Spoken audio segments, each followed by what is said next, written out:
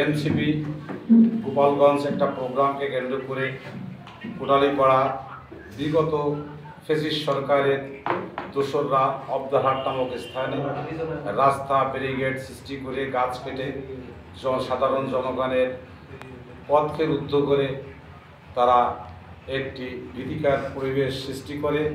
এর ধারাবাহিকতায় কোটালীপাড়া থানায় একটি মামলা রুজু হয়।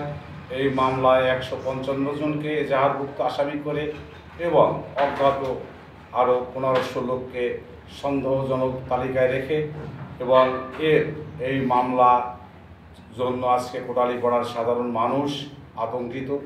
সাধারণ মানুষ ঘরে ঘুমাতে পারে না এবং পুলিশ প্রশাসন তারা যে এই এজাহারভুক্তর বাইরেও অনেক লোককে গ্রেপ্তার করেছে।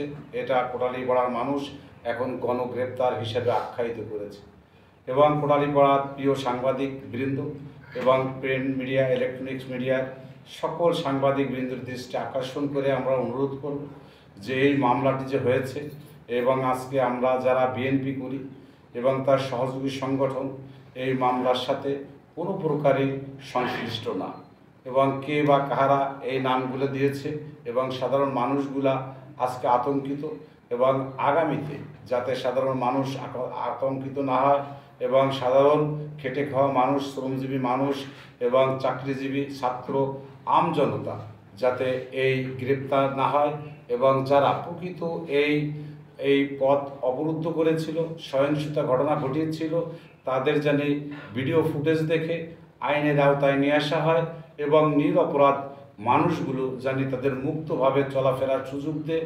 যদি এই নিরপরাধ মানুষকে অহেতুকভাবে গ্রেপ্তার করে তাই কোটালীপাড়ার সাধারণ জনগণকে আমরা সাথে নিয়ে আগামী দিন কর্মসূচিতে বাধ্য হব। সকলকে ধন্যবাদ। আল্লাহ হাফেজ। সাংবাদিক বৃন্দ, অত্যন্ত পরিতাপের সাথে আজকে আপনাদের সাথে মত বিনিময় করতেছি। বিগত 16 তারিখ অবদারহাটে আওয়ামী লীগ, যুবলীগ ও নিষিদ্ধ ছাত্রলীগ সহ রাস্তাঘাট অবরুদ্ধ করে কোটালীপাড়া জনজীবনে বিঘ্ন সৃষ্টি করে সরকারি গাছ কাটে। এই গাছ কাটা এবং রাস্তা অবরোধকে কেন্দ্র করে ইতিমধ্যে কোটালীপাড়া থানায় 155 জনকে আসামি, এজাহারভুক্ত আসামি ও 13,000 লোককে অজ্ঞাত আসামি করে একটি মামলা রুজু করা হয়। আমি অত্যন্ত দুঃখের সাথে জানাচ্ছি এই মামলায় অনেককেই আসামি করা হয়েছে যারা সাধারণ আমজনতা, কোনো রাজনীতির সাথে জড়িত না এবং এই মামলায় যারা গ্রেপ্তার হয়েছে অনেক সাধারণ পথচারী, শ্রমজীবী মানুষ। আমরা মেহনতি মানুষের জন্য রাজনীতি করি, সাধারণ মানুষের জন্য রাজনীতি করি। আমরা প্রশাসনকে অনুরোধ করব এই ঘটনাকে কেন্দ্র করে ফ্যাসিস্টকে আড়াল করার লক্ষ্যে সাধারণ মানুষকে হয়রানি বন্ধ করুন। আমরা দেখেছি যে যখন অবদারহাটে ফ্যাসিস্ট সরকার রাস্তা অবরোধ করে গাছ কাটে, পাশে পুলিশের গাড়ি, পুলিশ দণ্ডায়মান এবং মিছিলের বিরুদ্ধেও পুলিশ যাতায়াত করছে। সেই সময় কাউকে আপনারা অ্যারেস্ট করতে সক্ষম হন নাই। পরবর্তীতে তারা তাদের কর্মসূচি শেষ করে নিরাপদ দূরত্বে যখন চলে গেছে তখন সাধারণ মানুষকে আপনারা হয়রানি এবং অ্যারেস্ট শুরু করেছে। আপনাদের কাছে অনুরোধ করব অতীত সরকার পুলিশ প্রশাসনকে ব্যবহার করে সাধারণ মানুষকে জিম্মি করে দেশে যে নৈরাজ্য সৃষ্টি করেছিল, আমরা আপাতত কোটালীপাড়ায় যে ঘটনা দেখতে পাচ্ছি যে যারা দুষ্কৃতিকারী ফ্যাসিস্ট তারা নিরাপদ দূরত্বে বসে আছে আর সাধারণ পথচারী, সাধারণ মানুষ অ্যারেস্ট হয়ে জেলে যাচ্ছে। প্রতিনিয়ত সাধারণ মানুষের হাতড়ি আমাদের কানে আসছে, এতে কোটালীপাড়ার বাতাস ভারী হয়ে আসছে।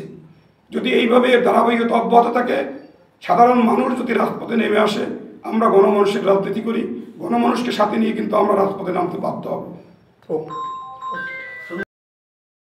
বাংলাদেশ জাতীয়তাবাদী দল কোটালীপাড়া উপজেলা ও পৌরসভা তার অঙ্গ সংগঠন কর্তৃক আয়োজিত গত 16 জুলাই বাংলাদেশের যে ফ্যাসিস্ট সরকার পতিত হয়েছে তার কিছু লোকজন আমাদের অবদারহাটে রাস্তা বন্ধ করে জনসাধারণের পথঘাট বন্ধ করে দিয়ে যে অরাজকতা সৃষ্টি করেছে, এই অরাজকতার কারণে কোটালীপাড়া উপজেলা পুলিশ প্রশাসন তাদের 155 জনকে আসামি করে একটা মামলা দায়ের করে এবং 1500 জনকে অজ্ঞাত রাখে।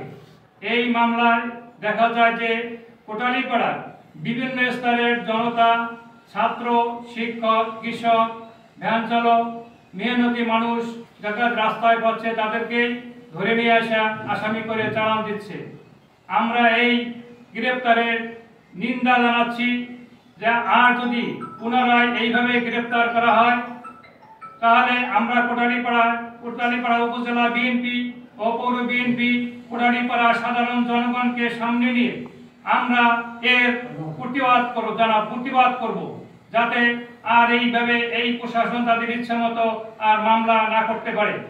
আমরা আরো কোটালীপাড়া থেকে এটাও জানাচ্ছি যে বাংলাদেশ জাতীয়তাবাদী দল আমরা কোটালীপাড়া টুঙ্গিপাড়া যারা আমরা এসএম জেলানি ভাইয়ের নেতৃত্বে এই আজকের এই সাংবাদিক সম্মেলন করতেছি। তিনি আমাদেরকে বলেছেন যে কোটালীপাড়া সাধারণ মানুষ যাতে আর নির্যাতিত না হয়, গণগ্রেপ্তার না হয়, এই গণগ্রেপ্তারকে বন্ধ করার জন্য আপনারা সাংবাদিক সম্মেলন করেন। আমরা আজকে এই জন্য সাংবাদিক সম্মেলন করতেছি এবং আমরা প্রশাসনকে এই কথাই জানাইতেছি যে পুনরায় যদি আজ এইভাবে গণগ্রেপ্তার করা হয় তা আমরা নতুন করে কর্মসূচি দিতে বাধ্য হবো ইনশাআল্লাহ।